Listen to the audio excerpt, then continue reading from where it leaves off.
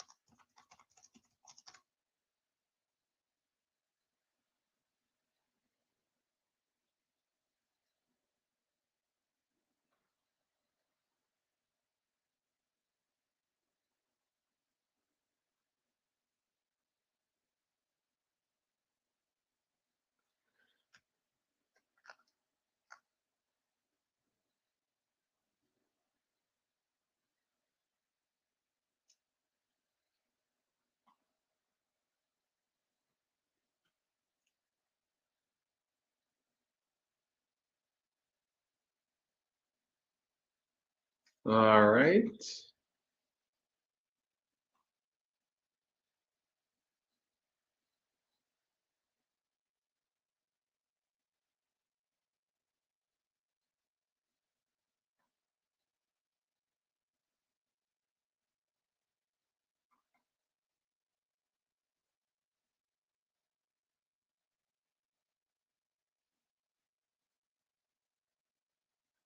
Let's get started.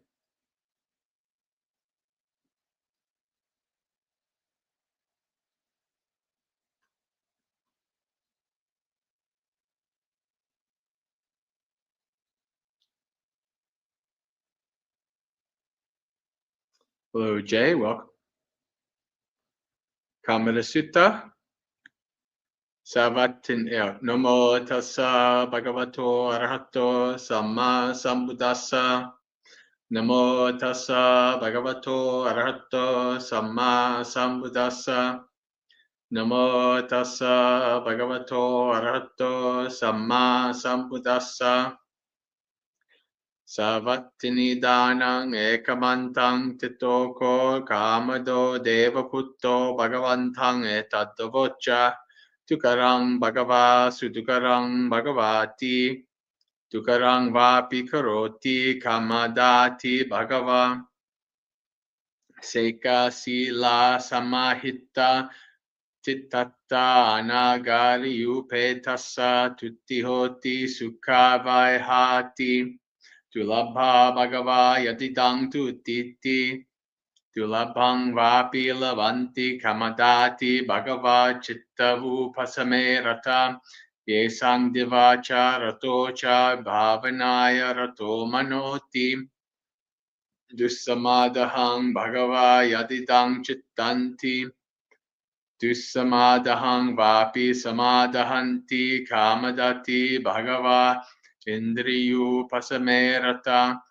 te chetva machunno jalang arya gachanti kamadati Dugamo bhagava visamo maggoti Dugame visame vapi arya gachanti kamada narya visame magge Papatanti avangsira ariyanang sammo maggo ariyahi vesame samati. English. With Kamada at Savatthi, standing to one side, the god Kamada said to the Buddha, "It's too hard, Blessed One. It's just too hard." "They do it even though it's hard," said the Buddha to Kamada, the stable trainees with ethics and immersion. "For one who has entered a homeless life, contentment brings happiness." Such contentment, Blessed One, is hard to find. "They find it even though it's hard," said the Buddha to Kamada. "Those who love peace of mind, whose minds love to meditate day and night. But it's hard, Blessed One, to immerse this mind in samadhi." "They become immersed in samadhi even though it's hard," said the Buddha to Kamada. "Those who love calming the faculties, having cut through the net of death, the noble ones, Kamada, go on their way. But this path, Blessed One, is rough and hard to travel." "Though it's rough and hard to travel, the noble ones, Kamada, go on their way. The ignoble fall head first on a rough path, But the path of the noble ones is smooth, for the noble ones are smooth amid the rough. All right.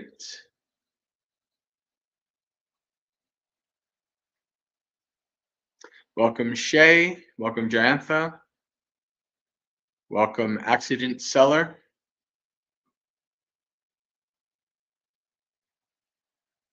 Let's do some meditation. So set your body up in whatever comfortable and stable position works for you.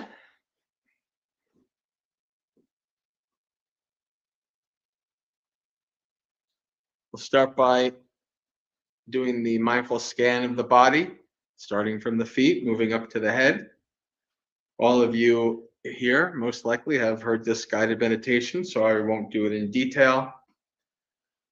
You can start by the feet, slowly start moving up.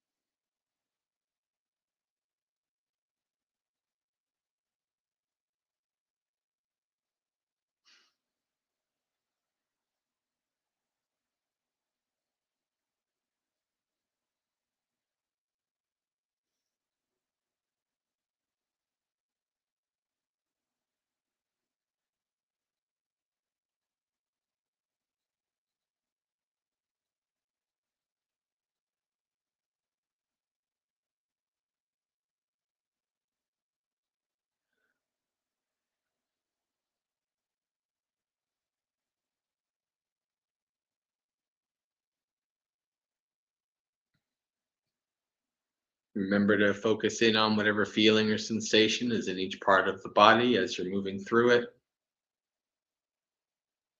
Observing any small feelings of discomfort or imbalance and adjusting as necessary.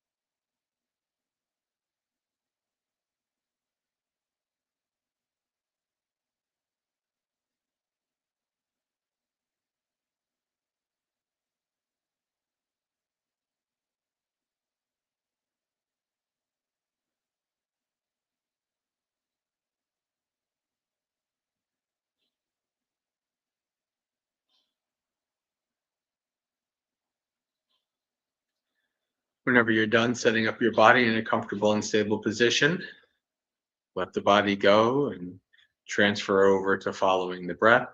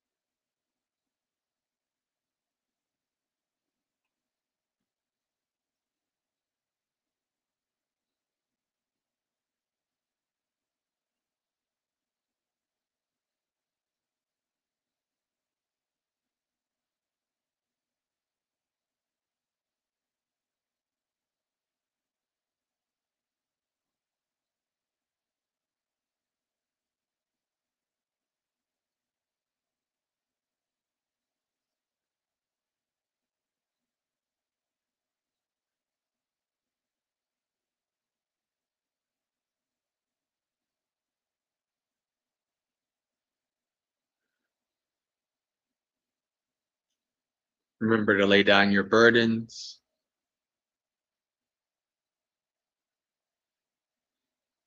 Follow the breath. Acknowledge, let go, and return.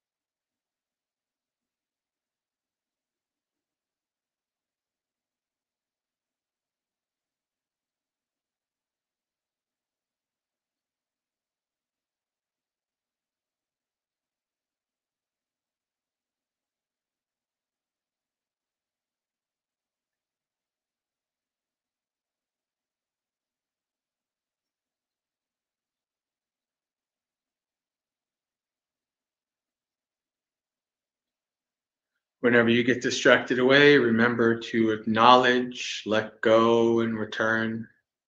Gently steer yourself back to following the breath. Train your mind to stay on the breath. Over and over through many repetitions. Through many repetitions of the mind being distracted or running away. And then bringing it back to focusing on the breath.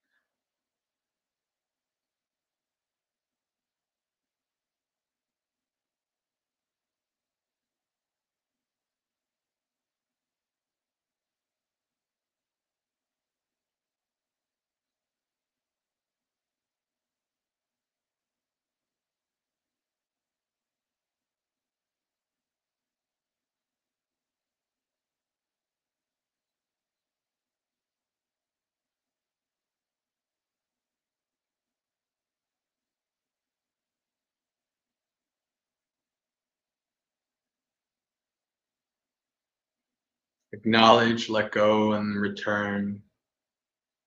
Always come back to the breath. The breath is home base.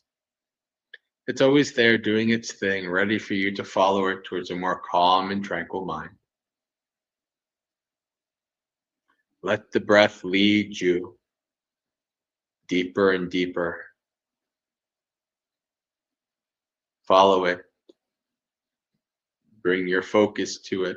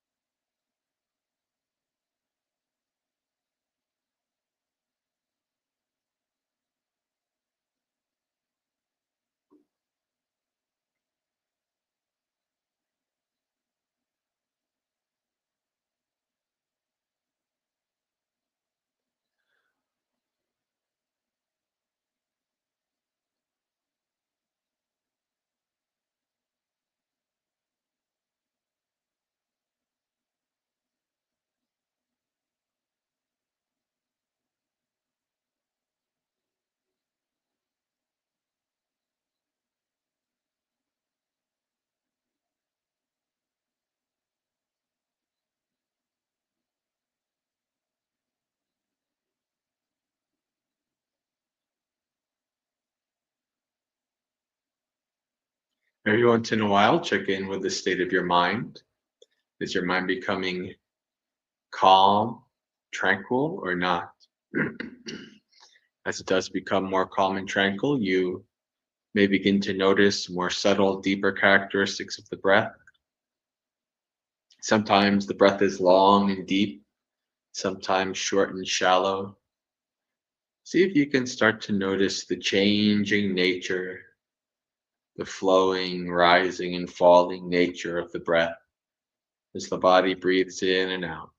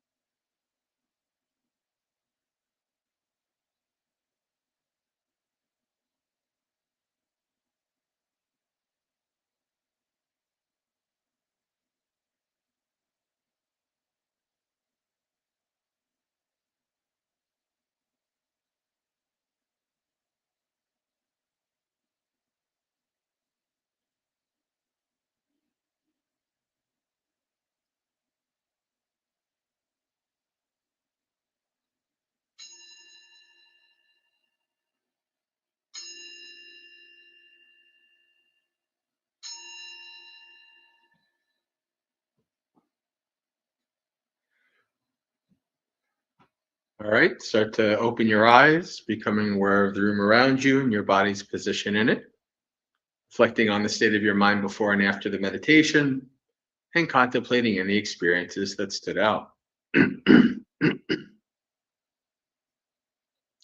Welcome, Michelle and Gregory. Welcome, everybody, to the stream, which is Monday night. So that means it is time for Dhammapalooza, which is the festival of Dhamma with the Magsaysaka community every Monday night at this time, where we do a variety of different Dhamma-related activities. We did a little chanting, some meditation, and now who knows what we'll do for the rest of the period. We might do questions, suttas, things might appear. So just for everybody, just a notice, a couple things. In 2 days, I'm going to be on Clear Mountain. Their Wednesday night stream. So I'm going to be with the Ajahns, both for the interview, and then I'm going to try to be up like past 11 to be with them for their stream afterwards. So I'm going to be hanging out with the Ajahns over in Seattle on stream on Wednesday. And some of you may know because you're on the Discord, but some of you may not. I recently put out a video explaining that we got denied for the 501c3 easy, the short form, because the person said that we were a church. And so, long story short, we were thinking about it and looking at it, and we were thinking, actually, we can probably go ahead as a church. There's multiple monastics that I know that have done it, and some still do it. But there's always a kind of issue with people that kind of see the 501c3 as more legitimate, even though the church is perfectly fine. But so I was a little worried about that. But interestingly enough, so the supervisor of the person who did the evaluation was somebody who I spoke to, and we had left off that he was going to get me information for appeals. And then a couple of days later, he calls me back, and out of the blue, which, by the way, and he said that we can't, like, you can't refile for the easy again. You can refile for the long form, which is much more complicated and expensive, and often you should have like lawyers when you do the long form. And we're kind of little too small potatoes to do a long form yet, I think. But he said, when I was speaking to my supervisor, it was decided that we are going to allow you to refile the EZ, and we're going to have email contact. You're going to give us the information, and we're going to expedite it. And so that's what I did today. Today, I filed the 501c3 EZ for Magsaysaka for the second time, and I emailed the supervisor, who's a very nice gentleman, and gave him the information, and that's where we're at. That's where we're at. So we are now out of the blue, thanks to the devas or the kindness of some IRS people, who knows what. But we have a kind of second chance in doing the 501c3 easy. So that's where we're at, and that's a kind of a neat announcement, because it's very rare that you see some kind of a complete reversal like this in big government bureaucracy. Usually you have very little recourse to do these things, but without even asking, and totally just out of the blue, we get this second chance, which is quite interesting. I know a couple of members were praying to the devas a lot and things like that, so maybe they were heard. Maybe the devas helped us out, but that's where we're at with that. So hopefully, in the next couple of weeks, we get the news that 501c3 easy is approved, and Magsaysaka can move forward as 501c3. The funny thing is, though, With the 501c3 easy, it's limited in donations. So compared to a church where it would not be limited in donations. Now with the EZ, we couldn't accept very large donations and things like that because there's a yearly cap. But we don't really need that just yet. Hopefully if the EZ gets approved and next couple of months we start looking for a place in Colorado to start Maggaseka Vihara, and then we move on from there. And hopefully, by Vasa, I'm living in Colorado, and that's the start. We'll have to see how it goes, but just wanted to make that announcement. So now if we can, Accident Seller already has a question. All right. So if you have any questions, you can put it in the chat.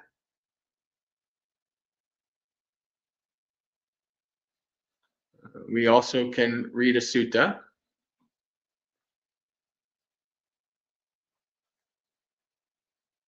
Now, I did recently, I did a reformat of my computer, and I kind of lost where we were at. So I'm gonna go middle discourses. We're still in the first 50.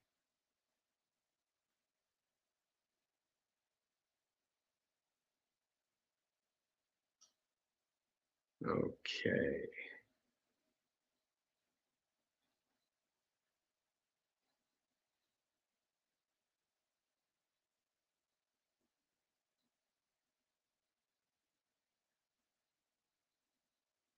I think we were either the longer or the shorter simile on Heartwood, if I'm not mistaken. But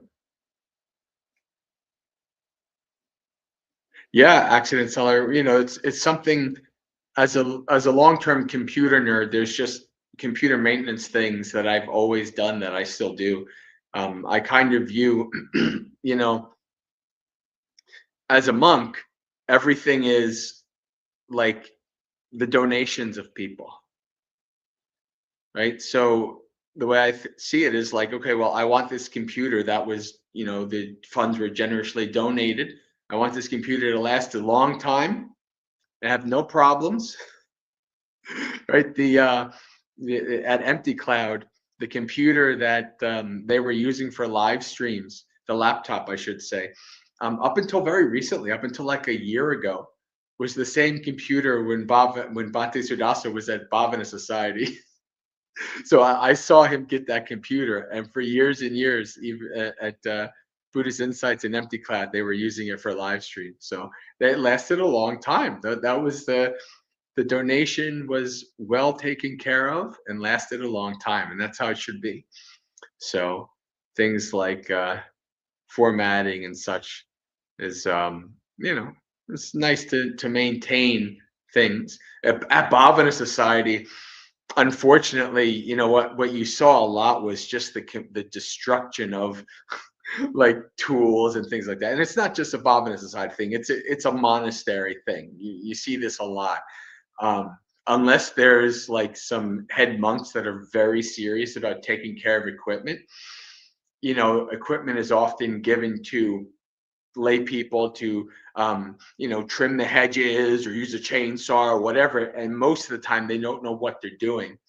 So there's damage that goes into the tools, and maybe they're not properly maintained, and so that really kind of grinded my gears at Bob. And I said, no, this is expensive. Somebody donated this thing. We should take really good care of it. So, but that's just another one of those aspects of living at a monastery. Unless you have monks that are on the ball, and it's not necessarily that that lay people are intentionally trying to damage them. They just don't know what they're doing. So I remember, I still think of when I first moved to Bhavana, I was working with my dad as a landscape contractor since I was like 8 years old. So I know how to do all kinds of things, use all kinds of tools. And they we were bringing in the chainsaw. I was involved in maybe 3 weeks. So we're talking 2014. We're talking a long time ago now. 11 years ago. And we went to this local. We're talking about West Virginia. This local mountain, small tool mechanic and things like that. And he was a good old boy from the mountains. I really liked him. He was an interesting character. But I was talking to him and I was like, yeah, it's like, because I forgot what the brand that Bob had the chainsaw. It wasn't, honestly, I wasn't impressed, and it was kind of beat up. And I said something like, yeah, like they need a still, or something. Which still is like the best chainsaw there is. Like my father had one, since I was a kid. I used it, all that kind of stuff. But anyway, he goes, y'all wouldn't know what to do with a still if you had one. And I bursted out laughing because he was 100% accurate. But I said, no, well, I do, because I grew up with him. So I know how to do it. But yeah, everybody else wouldn't know what to do. So that's always an interesting topic, like, the kind of maintaining things at the monastery. But I kind of went on a little bit of a rant here. Let me get back to the questions. The more I read the suttas,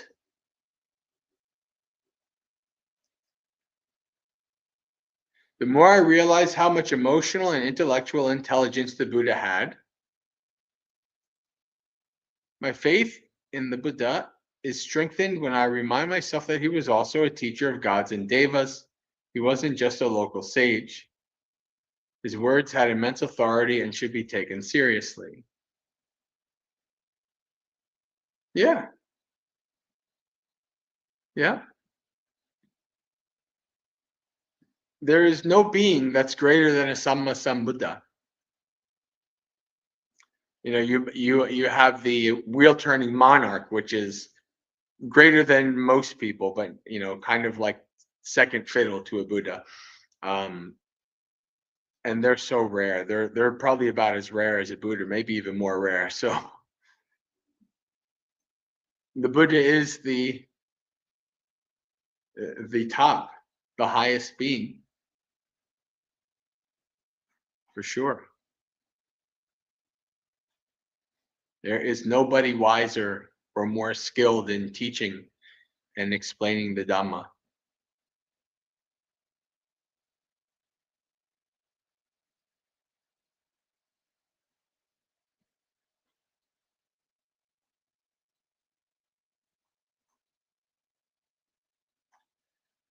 All right, let's see. What was the last? These are coming up.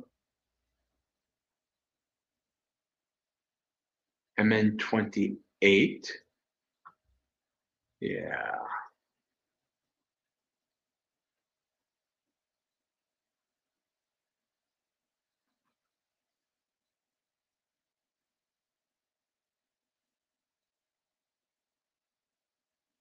So we left off on the longer simile of heartwood.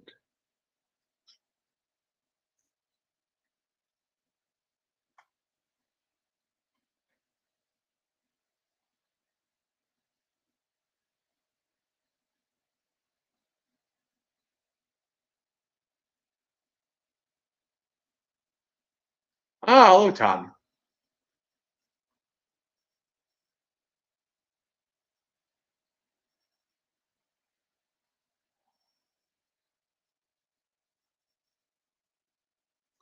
In the meme of the dog that sits in front of the computer and it says, "I have no idea what I'm doing."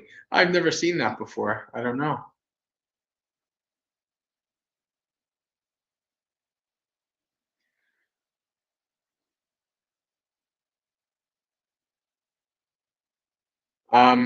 What incurs worse karma, killing or the commission of killing? The killing, for sure. Yeah, the actual killing is worse. But encouraging and commissioning it is also bad. Like this is in the monastic rules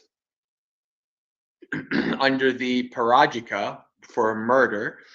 Um, if a monk encourages another monk to kill somebody, they're both, and the monk does, they're both not monks anymore.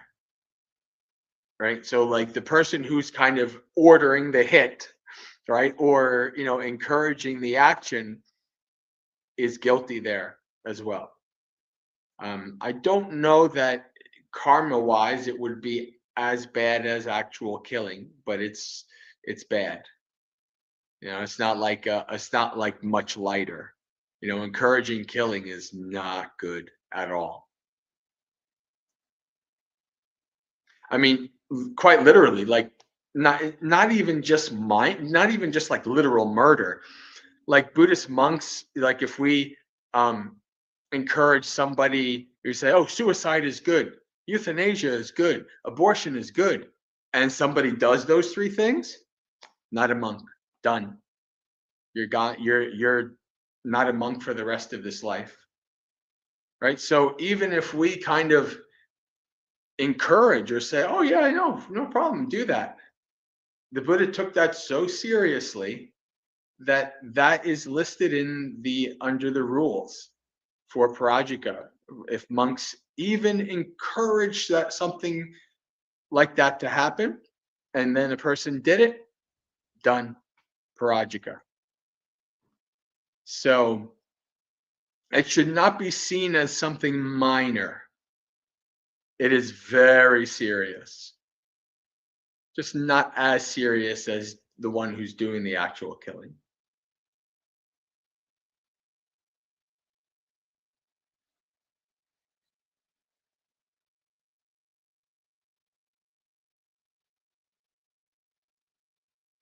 Yep. It's a parajika offense or to kill, it's sutta, and American law, if you commission a killing, it's considered the same. Yeah.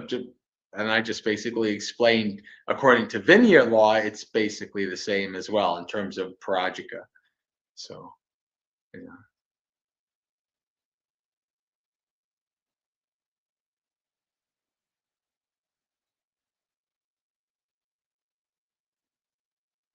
Accident Seller, I have a question about your robe, Bante.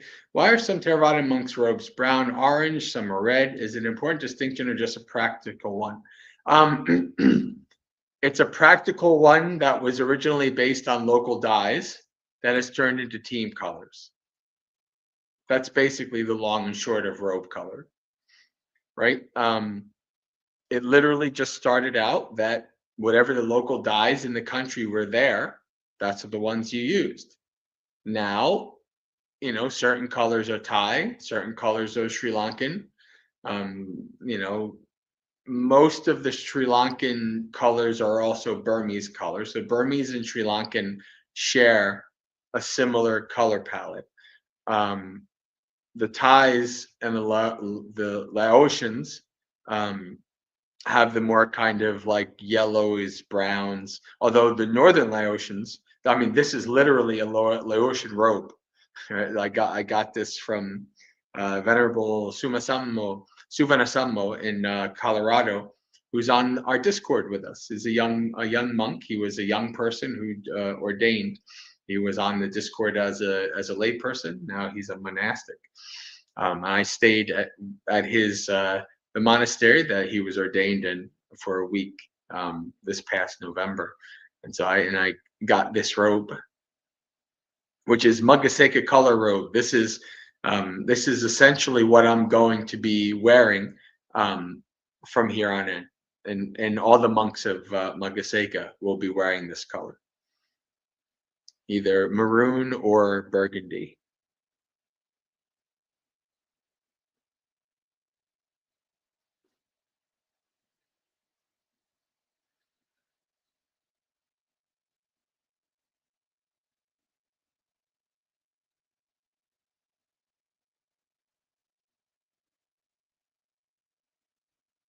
Yeah, this is a burgundy robe. So technically, like straight red, like this is straight red, this is straight red. These colors are technically not allowable for a robe. And some monastic lineages would not allow even something like a hat or a shirt to be an unallowable color, but that's neither here nor there, really. It has nothing to do with Vinaya. It's just a matter of what the tradition holds. um,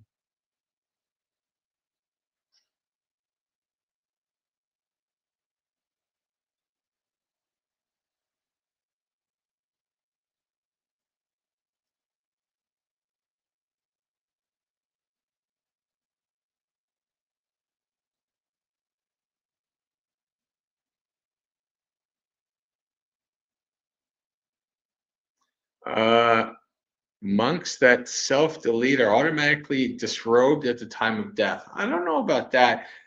You know, that's a very complicated thing in the suttas, because there's 4 or 5 examples of monks committing some kind of suicide, and they're often either already awakened or they become awakened upon the act, and it's very nuanced and complicated,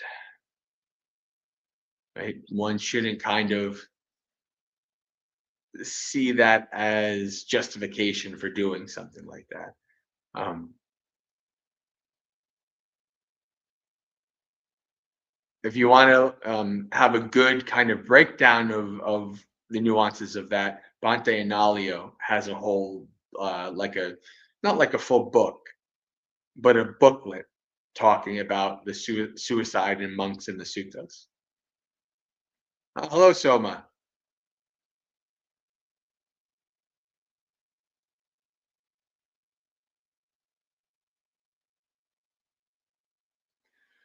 TDS, what about stories of killers who become awakened? Very rare. I mean, really, the only example in the suttas is Angulimala, and it's never really kind of explained in detail, like how that happened, like what his past in that life was, and things like that. In the commentaries, there's a few different stories about it, like he was actually a very wise, skilled person. This is one of the commentarial stories. And apparently, he was very skilled, very wise, and very learned, so much to the point where he was actually becoming to the same level as his teacher. And supposedly, the teacher was very kind of jealous and wanted to, kind of have him go down the wrong track. So he asked for like 1,000 fingers, like stuff like that. Like that's one of the commentarial stories. Um, but we don't know. But I mean, it is in the suttas that this person had killed 999 people and became a monastic. And even still, even when they were awakened, they still had to experience the results of the karma that they did in that lifetime. Because the people, when he would go into villages, still threw rocks at him, and stuff like that. I mean, nobody was going to do anything serious because they respected the Buddha so much. Um, but a lot of people, as you can imagine, if somebody kills your family member, and maybe many family members in a village, the village is not going to be too happy about that. you know, the person becoming a monastic. And indeed, that's actually one thing in the monastic rules. Like if you are like somebody who's wanted by the law, you cannot become a monk. Angulimala was an exception by the Buddha.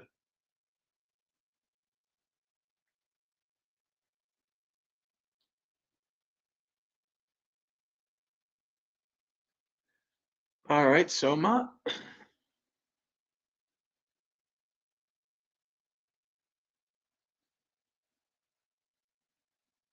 I'm having trouble balancing being a musician and practicing Dhamma. I heard that Bhante Sudaso say you shouldn't listen to this music at all. That is some Bhante Sudaso can be like that with lay people. Even it's like, yeah, don't do this at all. If you're a lay person, you know, you can do it or not do it. It's up to you. Um, Goals on the drums you want to hit that require a lot of practice. Should I be worried that doing so will affect my meditation and practice in general? if you stay in your domain while you're practicing, like if you, what do you, the first thing is, do you have a satipatthana practice? Do you have a decently strong mindfulness in all activities practice? If you don't, start developing one. If you do, you can use that in relation to the practice of your instrument. Right? Be mindful when you're doing your instrument and understanding, what it's about and its effect on you and its effect on other people who might listen, etc. You be very mindful and contemplative and aware of that experience.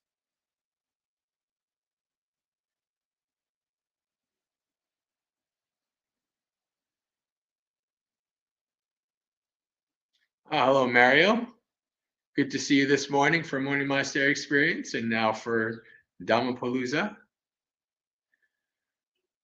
The monks are walking through your city. Much love to you. Oh, very nice.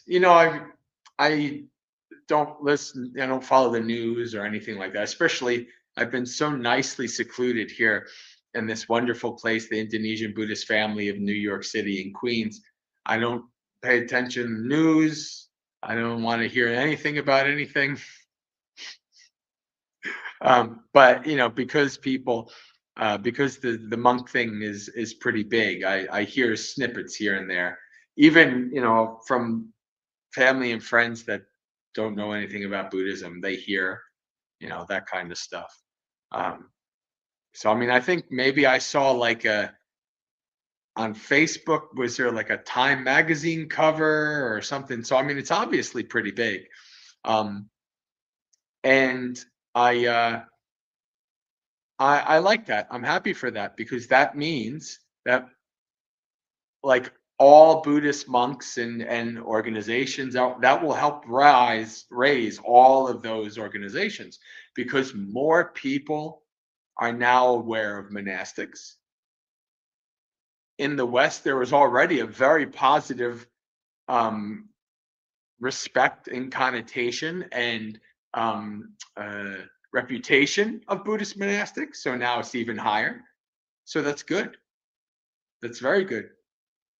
I mean, I've met the head monk who's been doing this walk for like 5 years, right? This is the third or fourth time they've done it. If you were a regular at Empty Cloud, you've probably met him a couple of times too.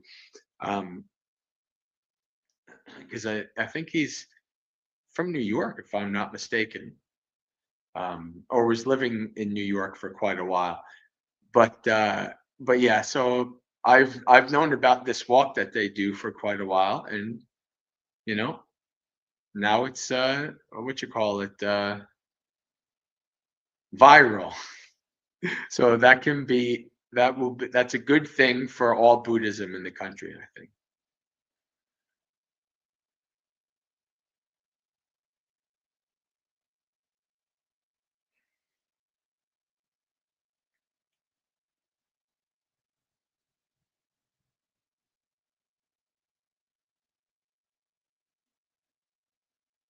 Yeah, politics is suffering. Well, I mean, living is suffering. Right?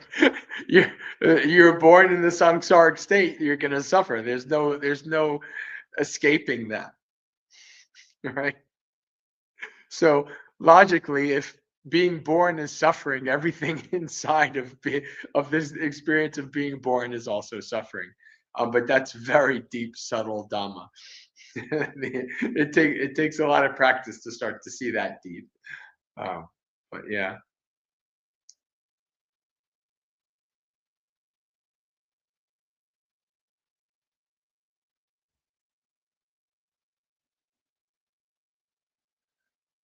Soma says, thank you. I didn't realize I could incorporate mindfulness into playing my instrument. I need to start doing that with everything I do, especially drums. Yeah, not everything you do. There is not one experience that you can have in your life, as long as you're awake, that you can apply some kind of mindfulness and investigation to. Every experience. Be mindful, investigative, contemplative, questioning.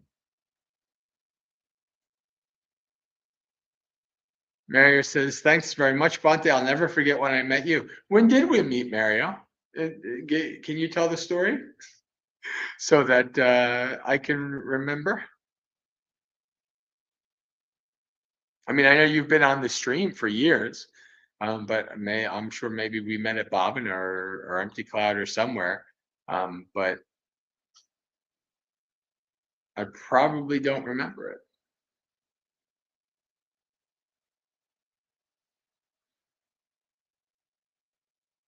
Accident seller asks, sorry for asking this, but what does mindfulness in all activities entail? Are you aware and alert of your external world in relation to your actions as well as your inner mind's body behavior? Yes, both. But after being well trained in it. In the beginning, you might really only be able to pay attention to one, like a 10% of your experience. Right? Just one sliver of your experience is going to kind of stand out and you're going to investigate it. But as you train in mindfulness, as you develop mindfulness as a skill, then you are able to have it as a kind of broad, like almost like a radar, like a broad awareness expanding out that allows you to pay attention to many different things and even at things at a very subtle level, so you can understand things as they are.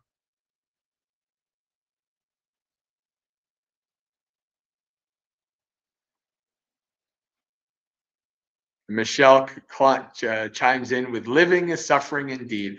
I knew you would say such a thing. I knew you would agree with that, Michelle. Good to see you with us in Dhammapalooza. And you know what happened? Because of some things going on, and I formatted my computer and a bunch of things going on, I totally forgot to create the event on Insight Timer for this Saturday. So Saturday morning when I look, oh, I guess I'm not doing Insight Timer today because you have to do it. You have to set the event by Thursday, and I totally forgot. So, oh, Mary Washington, yes, great, yes, okay, very cool, very cool. I always enjoyed doing that group. Um, Unfortunately, the last couple of years I was there, by that point, I don't know exactly why. I think maybe Bhavana Bhante Gunaratana didn't want to keep doing it, but that that kind of weekend retreat was basically ended. I was kind of sad about that.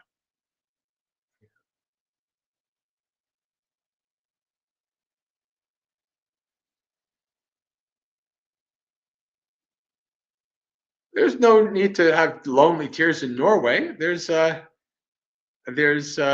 least one group. There's a gentleman who used to be part of Magaseka, like he used to be on the streams and on the Discord for years from Norway, and he's kind of drifted away, and I think it's because he's part of this local Buddhist group in Norway.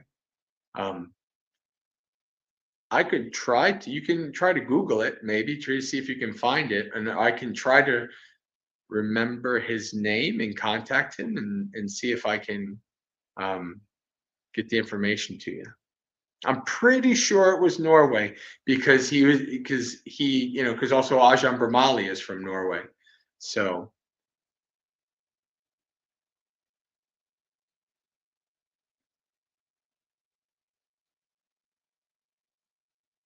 okay. So then you have monks there. You're good.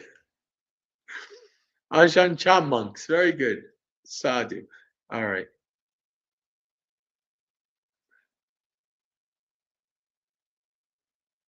We had a talk by the fire because I reacted to an ant during my meditation that may have injured it, and you helped me with that at the fire. Oh, great. Great. Yeah. Well, that's one of the things that I miss about Bhavana. One of the only things. It might be the only thing, to be honest with you, is the kind of having that contact with so many people, and all the retreats and everything, and but once I'm settled in Colorado, that's going to start happening again, obviously. But in the nomad life, maybe you have some contact and mostly you don't. You're just kind of going from place to place and you don't know what you're going to have contact with.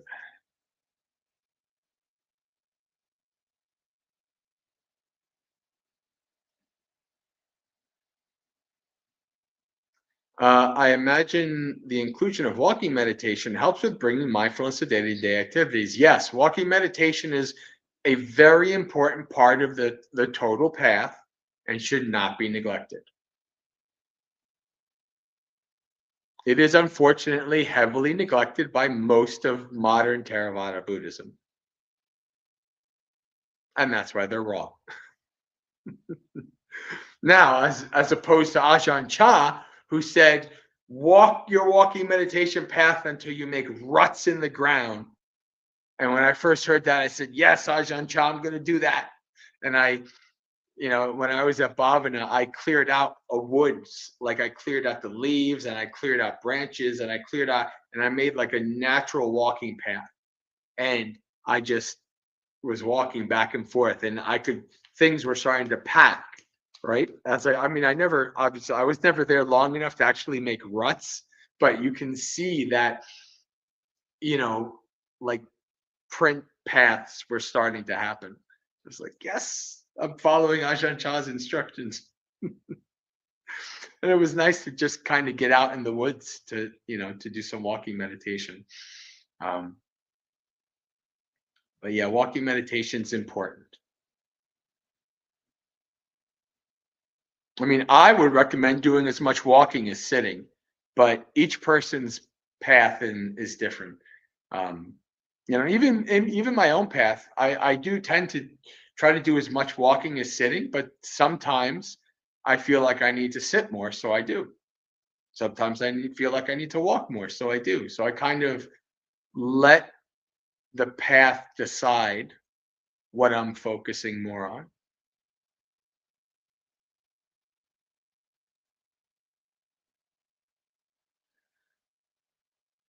Hello, Bazaguru. Welcome.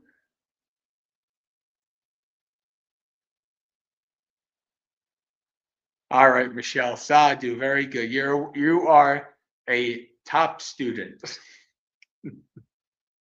Very good, Michelle. Accident Salashar for asking, what is Bhavana? Bhavana Society is the monastery where I ordained. Started by Bhante Gunaratana and friends now 50 years ago, or close to 50 years ago, something like that. It's in West Virginia in America, near Washington, D.C.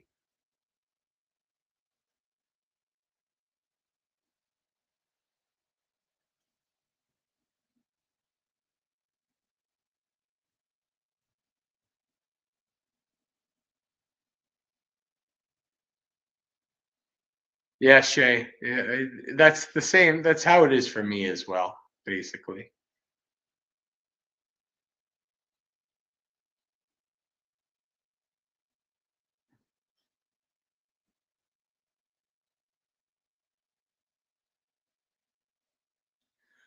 Well, one of the great things about doing walking meditation is that do walking meditation first. Many teachers do this thing where they're like, sit, and then when you need to take a break for like 15 minutes, go walking. That's half-ass backwards. It's absolutely half-ass backwards. And I consider it wrong, to be honest with you. What you should do is walk first. And as you're walking, your mind is becoming calm, clear. And then after you've walked for a little while, you go and sit. And all the preamble, all the stuff that usually when you just sit, you have to kind of work through to kind of calm down. It's already worked through. It's just like coming in for a nice, calm landing. You sit down, your mind's already clear. You start following your breath. Lots of junk already avoided. So that's what I recommend. You do the walking first, come in for a nice landing in your sitting position, and then follow the breath.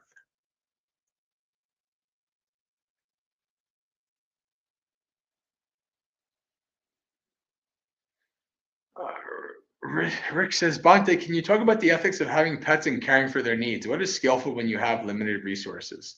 It's interesting. I'm like, from a Buddhist perspective, I guess what I would say is, just doing your best to take care of them. And like in terms of like pets and ethics, like, and this is not a Buddhist thing. This is just a me thing. But I've always kind of felt like it was kind of wrong to have animals as pets. I don't know. It's just like it feels like they should be wild out in the wilderness. But obviously through genetics and evolution and human genetic breeding, the beings that are pets now are not the same as the beings they were thousands of years ago when they were in the wilderness. But there's just this kind of part of me that's like, yeah, they should be in the wilderness. But that's neither here nor there in terms of Buddhism. Um, but triage, what's the most important? You have limited resources. What's the most important for them? Most important, obviously, is food and water. Do they need a bunch of toys? No, they don't. Animals can, even children don't need a lot of toys. They can put two sticks together and have the imagination to create something that an adult couldn't even come close to doing. Right? So take care of what's most important with good intentions, and the rest will be taken care of.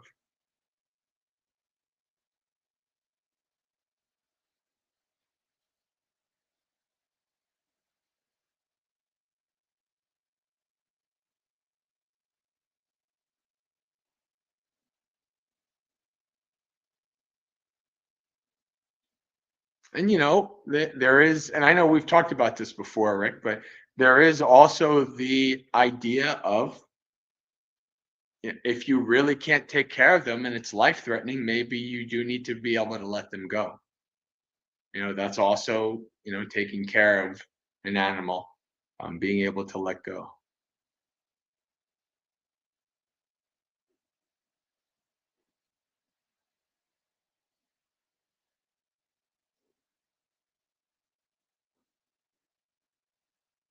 But my dog is so cute. Well, that's nice and all, but you can't take the dog when you ordain. So don't get too attached.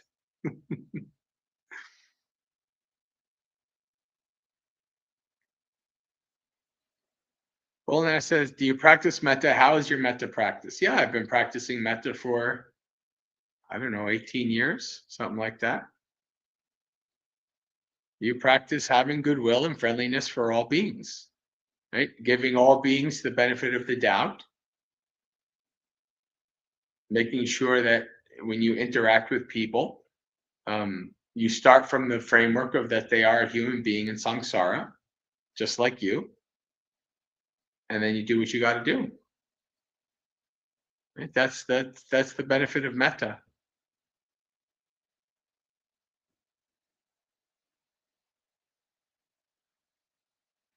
When you practice metta a lot, you get 11 benefits, as the Buddha says in the suttas.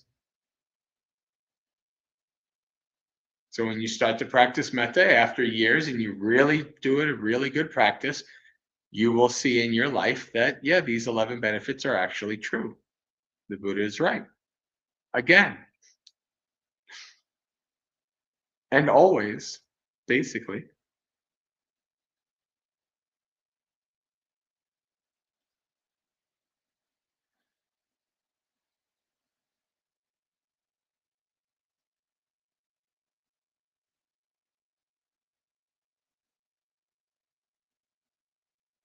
What about the ethics of end of life care for pets, since we practice non killing?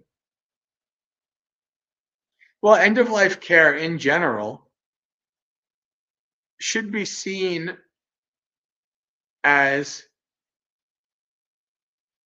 an experience that the being has to go through. We might take, we might kind of hope for the experience to end, or for the person to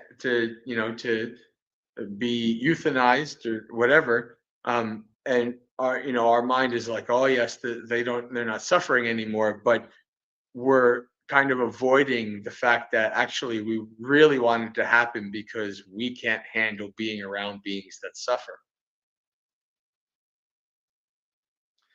Sometimes in the long run, and we're talking about multiple lives long run, sometimes in the long run, allowing beings to go through their process is more beneficial. We just kind of think that it's more merciful or more compassionate to end their suffering.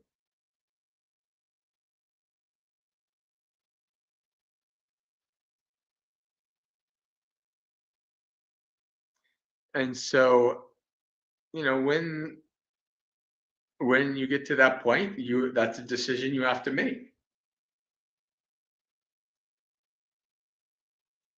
If you are choosing to end the life of a pet, it is choosing to end the life of a being. But some people are willing to take on that karma. That's your choice and your karma. So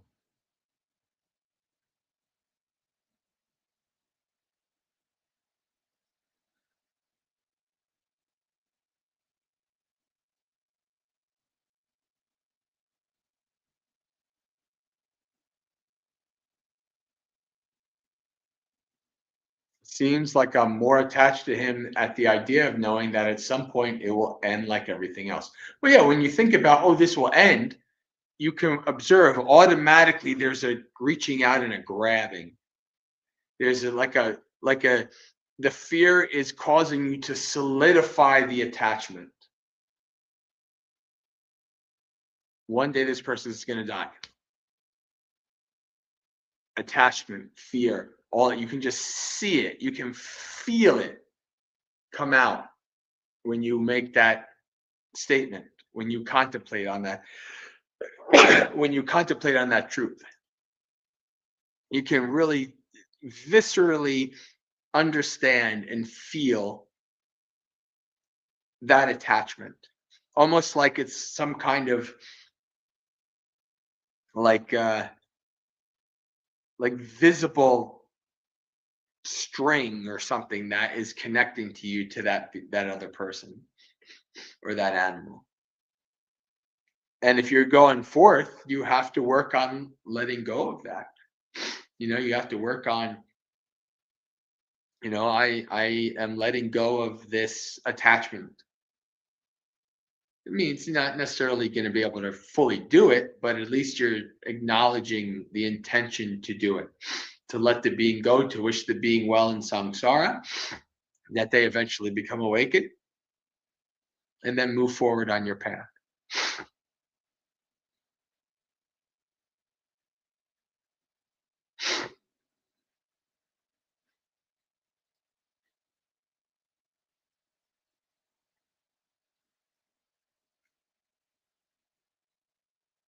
Do I contemplate death? How do you practice it? I practice it how the Buddha taught us to practice it. 5 subjects of contemplation, the parts of the body, the charnel ground contemplation, the contemplating mindfulness of death and how you might die, all the ways you might die tonight, or all the ways you might die the next day, etc. All of these tools that the Buddha gives us.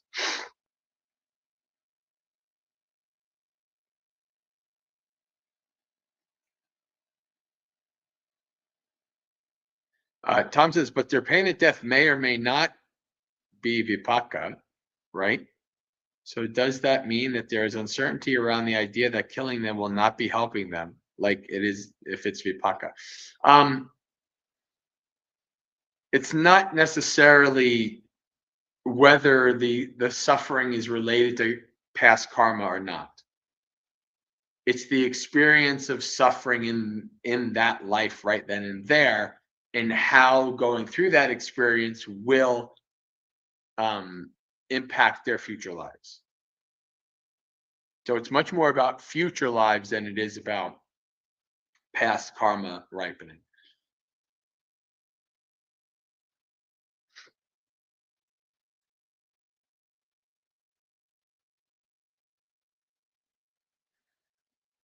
Craving for existence is bhava tanha. Yeah, I don't know exactly.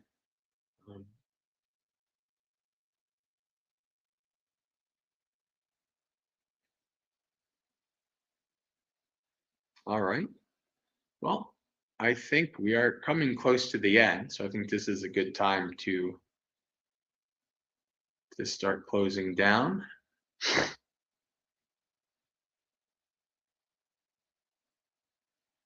All right, friends. So if you are joining us for the first time, you're watching this video for the first time, then you can go to the website listed on the screen if you want to learn more about myself and the organization Maggaseka, which is an organization that is aspiring to build a monastery and retreat center and set roots down in Colorado, which we are in process of doing. It's at the very, very beginning, but we are in process after years of visiting and setting groundwork. Things are starting to move this year. So at least that's where it looks like they're going. Who knows what will actually happen. But so you can go to the website listed on the screen, maggaseka.org, maggaseka.org, to learn more about myself and the organization.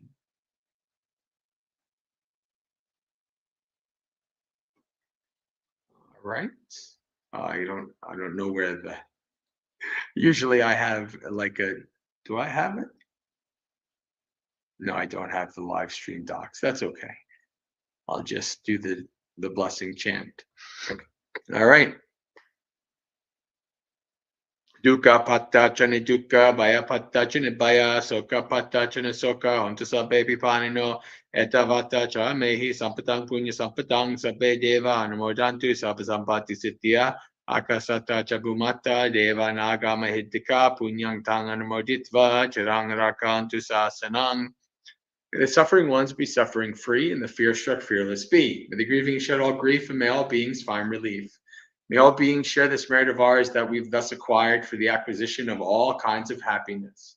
May beings inhabiting space and earth, devas, nagas, and yakas of mighty power, share this merit of ours. May they long protect the Buddhist dispensation.